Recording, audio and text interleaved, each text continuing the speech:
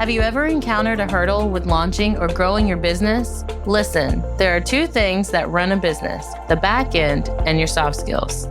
Telling you right now, if these aren't in place, you'll lose clients and you'll lose money. You don't want that? Well, you're in the right place. Hey, I'm Dana. Hey, I'm Sarah.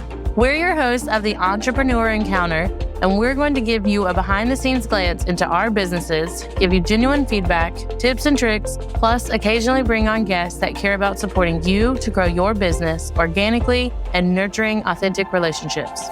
Are you ready?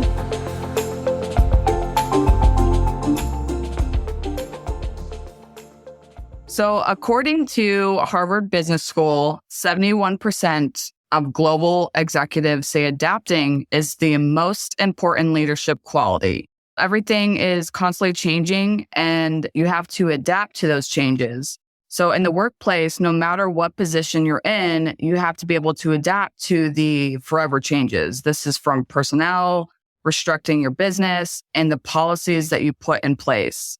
As a business leader, how can you stand up to the change? So we welcome you back to another episode of Entrepreneur Encounter. We're your hosts, Sarah and Dana. And we're excited to have a guest with us today as we discuss fostering adapting in the workplace. Brandon, do you want to go ahead and kind of introduce yourself and tell us who you are, what you do, and why we should listen to you? I guess you have to listen to find out if you should listen to me. But no, I'm excited to be here. And I feel for you. Your podcast name is Entrepreneur. And I mean, the tongue twister that you have to say introducing this show is just... I'm the one that came up with it too. Yeah, you guys did yourselves a favor there. But I'm excited to be here. I'm a co-founder and partner in a company that helps business leaders grow their companies by harnessing a foundational architecture so that you can adapt to change. You can roll with the punches and you have a structure to follow that's flexible, but a foundational system in place that you can always lean on to predictably scale your company. I like that. For our listeners, I typically have a event planning background. I love weddings. You have to be adaptable naturally because nothing ever goes according to the timeline. But there are always like those key elements you can depend on, like vendors arrive at this window frame and then setup is here and this and this. So you can have that base for the predictability of, okay, around this time frame, there's going to be sunset photos. And then we got to herd your guests into cocktail hour while you go do this. But there's never one event that looks exactly like another one. Something always goes wrong behind the scenes that no one ever knows about. Yeah, no, that's true. And that's where I think most entrepreneurs fail because they think one of two things. They're either firmly against any structure because they're the beautiful unicorn in the universe that is just so unique as a business. Nobody should harness me. And then there's the opposite where people say, oh no, I have to follow an exact structure and have a plan for everything I do. I wrote my business plan and things need to be on schedule. And those are just wrong because they're the extremes. But there is a middle ground that can foster predictable, efficient growth. And that's why I'm here. We need more people to know about that because the failure rates in small business are way too high and we're out to fix that.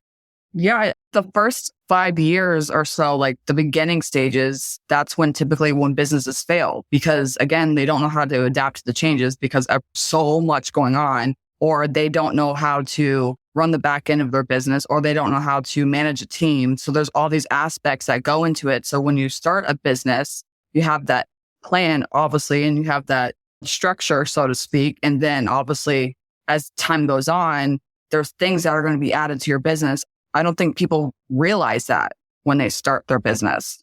So we do definitely need to inform others that, hey, it's not going to be this cookie cutter thing that you wrote down. Yeah, it's nearly impossible. And I think it's said in the military, your plan will fail as soon as you encounter the enemy. Because it's good to have a plan. Don't get me wrong. I'm not advocating for no plans. Yeah. But you have to change it. And this is back to adaptability. First of all, you have to be willing to change it. But prior to that, you have to be expecting to change it.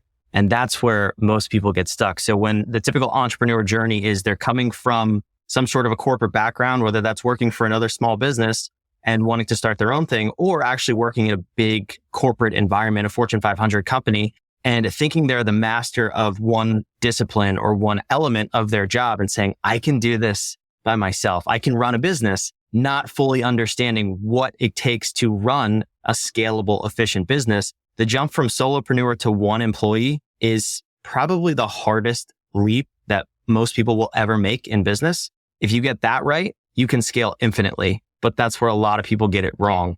Then they keep adding people to the problem because they've never addressed that first hurdle. So it's complex, but it's also very simple when you boil it all down. Is there a way to make that leap less stressful, going from solo to one employee and then beyond?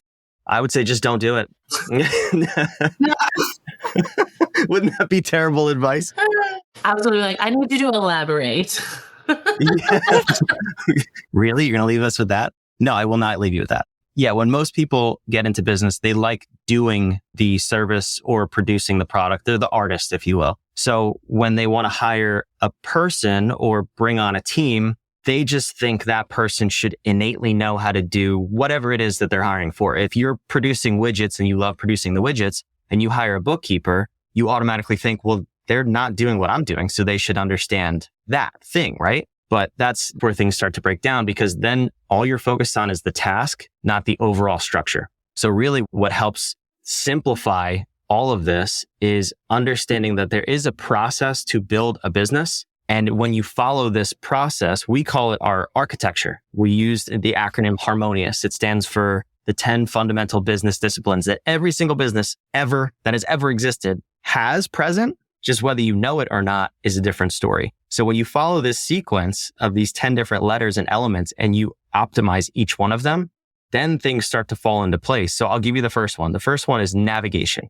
If you think about if you're getting in the car to go somewhere, there's two really key elements that you need: a destination and an origin. And you can't forget either. So when you get in your car and you're going to go, Dana, we're both in North Carolina. If me and you want to get in the car and go to Kansas, we have to know exactly where in Kansas we need to go, or the GPS is just going to take us in some vague direction. So the more specific you can get on the destination, the better the GPS can guide you. Now, the other key element is the origin. So what if we're both in North Carolina and we say, no GPS, you cannot know where we're starting? Well, that might be a really different road trip, and we may never get to Kansas. We might end up in, I don't know, Bermuda somehow. We drive across water. So those two key elements have to be in place, your origin and your destination. A business plan is not how you get there. A lot of people just think I can just start and see where the road takes me. And they're really just driving by road signs at that point without understanding what they all mean. That makes sense. That sounds so simple. It's like a simple thing, but I feel that I'm just starting now to realize that. And I'm 2.5 years in. When I started, I didn't know what that meant, but I knew that at one point there was going to be this path that you need to go down to, but I never thought about it that way. That's a really good analogy too. I'm just thinking, because many gurus, coaches, whoever, you always hear like, remember your why, but that's honestly very different than your origin. And now I'm thinking like D&D, like your origin story, your backstory. I'm a nerd, everybody. But to me, and correct me if I'm wrong, but like your origin story is like, where are you now? Like if you're just new to the entrepreneur space, you're working for someone else and you're like, I could do it better than them. Where are you at in your life right now? And then thinking of a few episodes back where we talked about what is your current capacity as well. If you don't have 5 hours a day to dedicate to a business, you only have 1 hour. That's a different origin than those are two different origins of how to get started and how to reach your destination. Yeah, I'm glad you brought up the gurus. I just have this burning fire inside me to demystify all of them because a lot of them just share really bad advice. I don't consider myself a guru. My business partner, same thing. We are not gurus. We just happen to see that there's a larger structure that people only take little slices out of and say that that is the thing that's going to get you to business success. Because maybe that's the thing that they have the deepest knowledge on or they're most comfortable teaching. But in no world is Facebook ads ever the one thing that's going to grow your business. It's just impossible. So if someone says stuff like that, just ask a question. Like, really? Is that really the one thing that's going to get me from where I am to where I want to go? So to your question, the why is foundational to what we do. Your personal why and your business why really make up your business's mission. Mm-hmm. But the essence of origin think about it in terms of calibration. So a lot of people say you have to know where you are to figure out where you need to go, like in relation to where you're going. That recalibration along the way from North Carolina to Kansas, there's going to be road stops. We're going to have to get gas. We're going to have to eat, sleep probably. That's a long trip. Every single time we stop, every single time we look down at the GPS, you need to know exactly where you are. So you can't just focus on having a really powerful why. I really want to get to Kansas. Am I just going to drive around the country until I get to something that looks like Kansas? Or am I going to constantly recalibrate? Everything we teach is about doing less to get more. So you could have 5 hours, someone else could have 1 hour, but are you filling it with the most effective thing in that 1 hour? Because I guarantee you, like I will put this up against anybody. If you look at my calendar, I schedule weeks in advance because I know if I control my time and I control what I put in my time based on everything else that we've established needs to happen in our business, I will outwork, I'm not going to call you two out, but most people, I will outwork almost 99% of people in 1 hour than they will get done in 8 hours, just because I'm only focusing on the effective work. So I can leapfrog forward so much faster. And it's not about doing more. It's just about doing more of the right things, but less things overall. It's the 80-20 rule. That's essentially the principle that we follow. Yeah, I would have to agree with that. I think a lot of business owners are trying to do everything, whether it be like all the social media platforms, trying to write blogs or podcasting. Like they want to do everything because they think that that's the way that they're going to grow and that's the way that they're going to get seen. But you have to do what is best for your business, not based off what anybody else is doing. Yeah, exactly. And as a matter of fact, we have a mastermind. We call it the Inner Circle. We're in the middle of this conversation right now in the journey we're taking our group through. So the 10 disciplines, I'll give you a couple of the names because what you just said is really important. And it's where most people get lost. You start with navigation, always. We've consulted with Nike, Uber, Johnson & Johnson, all the way down to solopreneurs. We always start with navigation because if you don't have the map, you can't get there. Mm-hmm. Then typically we go to what we call operate. So in operate, that's determining, okay, based on our map, what is the most efficient use of our time at every level of the organization? You could be a solopreneur. You could have 500,000 employees or anywhere in between. Every single person and their day needs to be optimized. Once we get to ubiquity, which for us is sales and marketing traditionally, first of all, they're the same thing. They're not separated. But once you get there, the definition of ubiquity is really not all things to all people in all places, which most small business owners think it is. Okay. It's all things to your avatar in all places they expect you to be. So if your avatar is only on Pinterest and Facebook, why are you on TikTok? Why are you writing blogs? Why do you have billboards on the highway? It doesn't make sense. But as business owners, we're like, no. I have to be all places because Target has ads everywhere I go. So I need to have ads everywhere I go. Well, it just doesn't make sense. It's a broken model. They're a different business than you. You need to just focus on where your customer is and be everything to them in that particular place. Oh, most definitely. I'm going to need you to shout that from the rooftops. Yeah. I went to a networking event and someone was talking about like being omnipresent on all the platforms. And I was like, I loved what she was saying and I loved how she was presenting it because it was basically, she was sharing this, literally the same post on all the channels.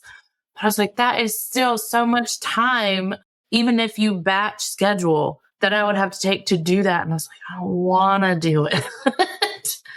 So that to me was not the most efficient use of my time. That is a very simple framework to run your business of figuring out what's efficient. Like you need to meet new people, networking, share your business. That's efficient. And so going where your avatar is and only showing up on that platform is perfect. But how do you tie in adaptability in the workplace with something like that? What if there's a big shift in where your audience goes for whatever reason, or life throws you any other curveballs? How do you tie into adaptability into that like mastermind? I think the best, most recent example of this is COVID. It's that forced change on the entire marketplace. And we had to be adaptable. What we saw in that, if you take those couple of years as a case study, you saw a lot of people who were very rigid in their operating model, and they didn't understand not only that they needed to change, but they didn't know what to change. So by having a business structure in place, and that for us is the harmonious architecture, when you know what you're looking at in these 10 disciplines, then you know when to change things. So one of the disciplines, it's the M in harmonious. It stands for modify, which in corporate America speak is change management, which just makes me want to put my head through a wall hearing the phrase because it's so boring, right? But when we look at modify or change management, it's not just saying things are going to change, so embrace it. You need to pinpoint the change, and you use that by leveraging the other disciplines. So what metrics are you looking at every single day? What leading indicators, what lagging indicators do you have in your business to where you can say, if there's a red flag on one of them, I know exactly what to change, how to change it, where the change is, and how to broadcast that change to all of my employees instantaneously. Did that scare both of you as I was describing that? A little bit. Maybe. It does for most people. And you're not alone, but that highlights right there the reason why as small business owners, we're always in chaos, because something can come up. It could be an email from a client or a rejected proposal, and it could be the unexpected answer to another email. And immediately we don't know what to do with it because we don't know where it connects in our business. So in order to have adaptability, first of all, that would require a structure, because to change anything, there has to be something in place. But most of us don't have anything in place. We're just flying by the seat of our pants. Yeah, a lot are. And I sometimes feel like I'm doing that too. Attention service-based entrepreneurs, unleash the power of Pinterest with a professionally optimized business account. In case you're new here, my name is Dana, co-host of Entrepreneur Encounter, and I want to be your Pinterest setup specialist.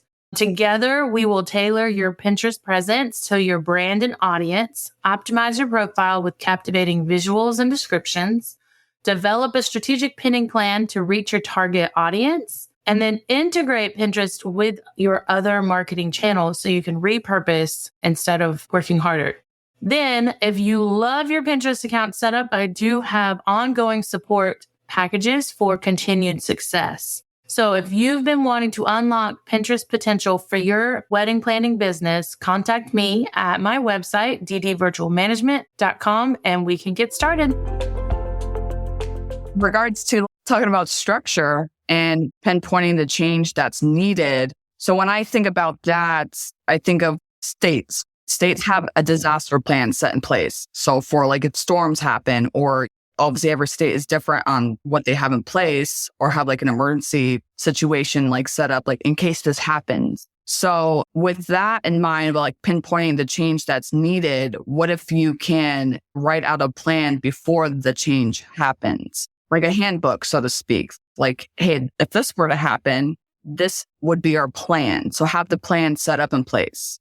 Does that make any sense? Yeah, it makes a lot of sense. Give me an example from maybe something you've experienced or one of your clients have experienced. I'm curious. Because when I think about a state disaster plan, I'm thinking you're in Florida, we're in North Carolina, we're on the East Coast, hurricanes, right? That would be something that would affect both of us. And it's really easy to plan for that because even though it's out of the norm, they're expected. Mm-hmm. It's still not even really a disaster plan because we can look back at those things and then look forward and plan. Nobody could plan for COVID. Nobody had a disaster plan for COVID in terms of running your business, but we didn't know what to look at, the metrics to look at to say, hey, sales are down because of this other thing 3 departments away or whatever that is. So yeah, I love plans and I love planning for the future, but give me an example of what you're kind of thinking about. So I'm just saying, like you were saying, like we didn't know, obviously COVID was going to happen. We didn't know about COVID, so we couldn't really plan for that. But now that has happened, can businesses put that in their policies saying that in case something happens, this is what we can do? Because obviously we know storms are going to come. I know that was like a really bad example, but knowing that in this season, we know this is going to happen. In the cold season, we know the flu's going to happen. So like, how do we plan for that, for people calling out sick or, and this and that? So what plans do we have in place for that? That's kind of what I was thinking, because obviously when you get sick, we don't plan to get sick, but what happens if somebody does get sick? Who's going to cover that? What's going to happen during that time? So that's kind of like adapting to the change because somebody's out because of whatever is going on in their personal life. Yeah. So the hurricane thing is, you said it's a bad example. I don't think it's a bad example because it does relate to business. When you look at the economy is cyclical. You can study that and you can predict when the economy will go into a little bit of a gutter and when it will rise with some degree of accuracy. But we still don't plan as small business owners, as entrepreneurs. We think flying by the seat of our pants is a badge of honor. So the necessity to plan is always there. It's just rarely ever done or done effectively. I think in that example with being sick, it's part of your culture. So I'll give you an example from the business that I recently sold last year. I always had a plan like that in place. And it was more of a physical production environment. So if a machine went down, if a person was out sick, depending on the role, if there was a software glitch or something along those lines, things that were like truly unexpected, but could be planned for. Mm-hmm. That's kind of that fine line that we're talking about.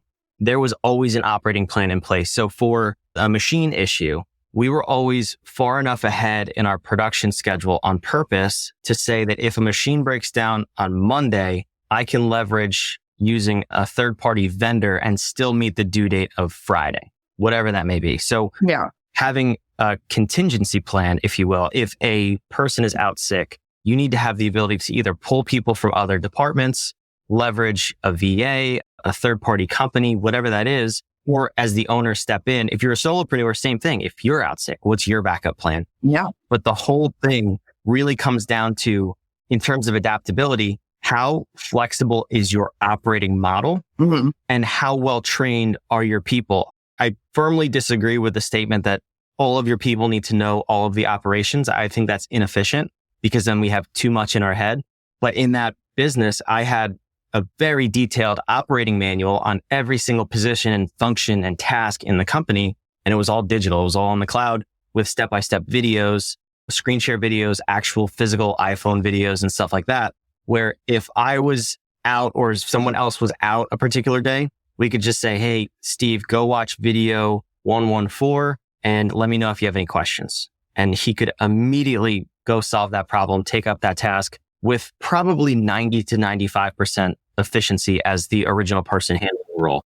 But in small businesses, it's tough because you're like, you mean I have to sit down and actually like write out how I do things or plan ahead for when people are out sick?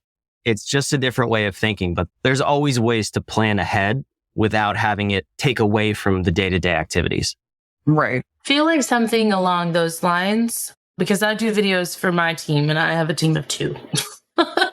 Anytime I'm saying, hey, can you update whatever the case it is, or they're getting a new client, I always work my client first. And then as I'm doing the tasks in real time, I will record it, whether it's on Zoom or Loom or whatever is working at the time. And depending on how long it is, most of mine, I try to keep it 5 minutes or less because I know my own attention span. I'm going to tune out after 5 minutes and say, I'll look at it again. But that way they can stop at that point. They can do the task, pick up where they are, and then it continues out. And then we meet weekly once they are starting to take over, and we go over each task and I'll show them again. But then the next week they'll do it while on this call with me so that if they have questions or something doesn't look exactly the same because they're on a Mac and I'm not on a Mac anymore, and sometimes, things are in different places, we can figure it out immediately and not wait for another hurdle to kind of pop up because I didn't answer fast enough on Slack. Yeah, I love that. And then make sure you go the second step and then assign them ownership of that task. That's basically what I did. Step 1 was, as the owner and the designer of the system, I needed to record it. And I needed to say, here's how I do it. Here's how I want you to do it. Here's the video, everything. Now, when I give it to you and you demonstrate that you have the ability to take over this task, I'm no longer touching this playbook. That's what we call them. Our operating system, we call playbooks. So I said, this is off of me now. My name is at the top of it. I need you to change it to your name. Any updates, any tweaks, any modifications, any efficiencies you find, go update that playbook. And I should not know how to do this task within 3 to 6 months because of the way things evolve. So constantly creating them and training your team is amazing. And it is absolutely the first step where you start to experience freedom and liberation from the company, is when other people take ownership and then they retrain you when you need to know it, but still have the global system in place to say, it's recorded. We've put it here. Dana, you don't know how to do it because it's been 3 months, but in case you need to know how to do this task the way our company does it now, you can access it. I'm going to be fully transparent. That's definitely a step that I have not implemented. Like they have it, the task in Asana gets updated to their name, but updates and revisions, I have actually not thought to say, this is yours. So ownership actually hasn't been transferred because I'm still kind of going behind them. My mind is blown. So on that, I have one of my clients, I'm her business manager, and I made all the procedures, the SOPs, like everything, right? So last year I was out for like a week. How dare you be out for a week? So I was out for a week and she ended up having to do the things that I was doing for her, right? So she's the owner, I'm the manager, right? So she gave me full reins of everything. And she kind of forgot how to do things because she was not doing them anymore. I was. So thank goodness for the stuff that I created, because if not, she had questions and she forgot how to do things. And she went back and looked at it and was like, oh, that's how you do it.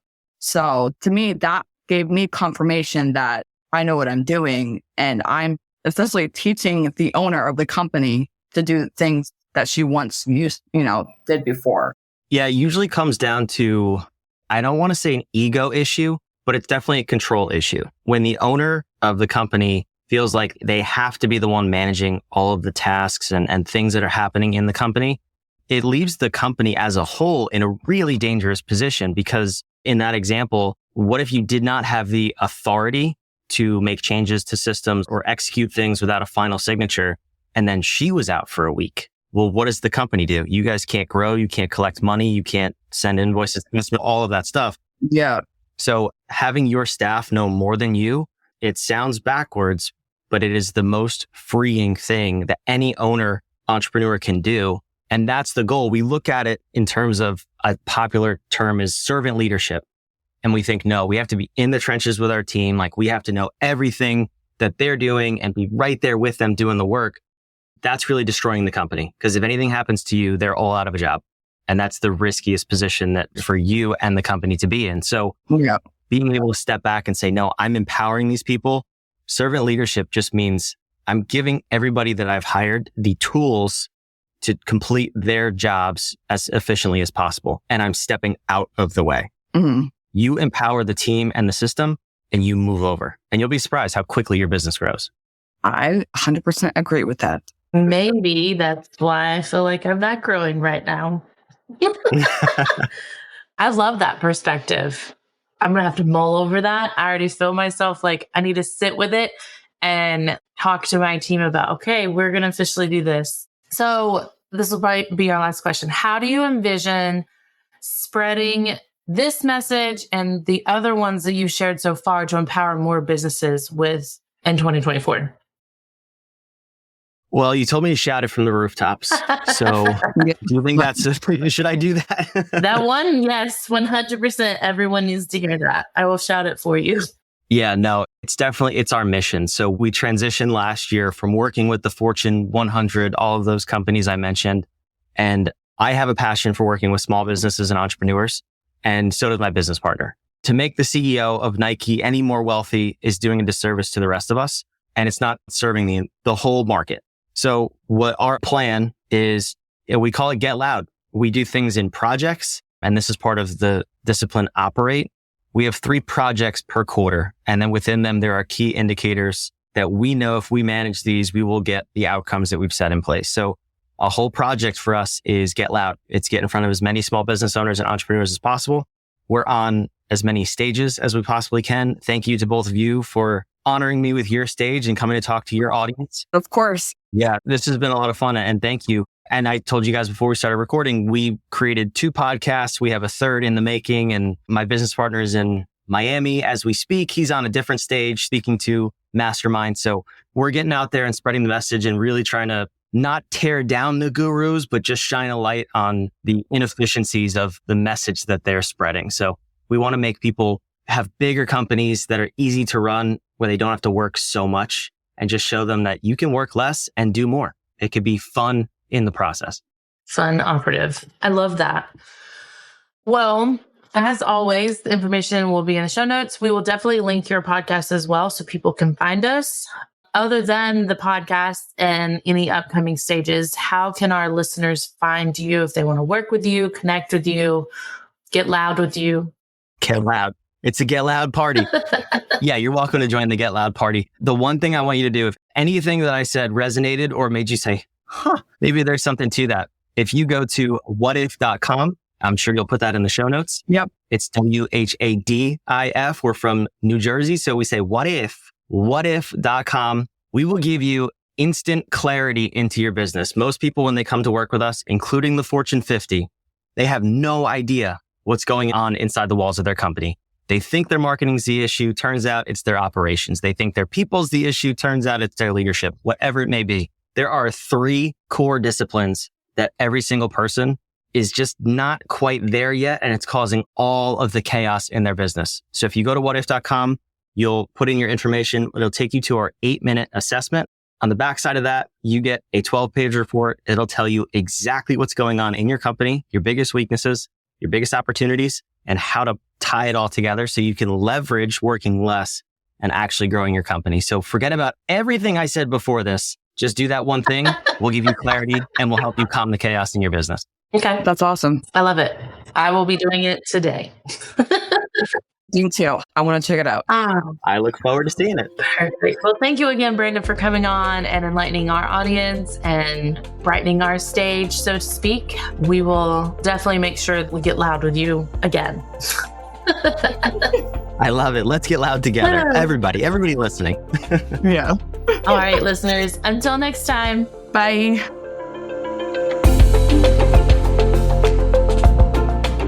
Thanks for tuning in to another episode. Remember, soft skills aren't just some fluffy buzzwords that get thrown around in the corporate world. They're the key to unlocking your full potential as a professional and a human being. Don't be afraid to invest in yourself and seek out opportunities to improve your soft skills. Sarah and I have a variety of workshops, online courses, and complimentary clarity calls for you to practice in real time with us. Links are always in the show notes. And be sure to join us next time for more insights, tips, and tricks to help you succeed in your entrepreneur encounter.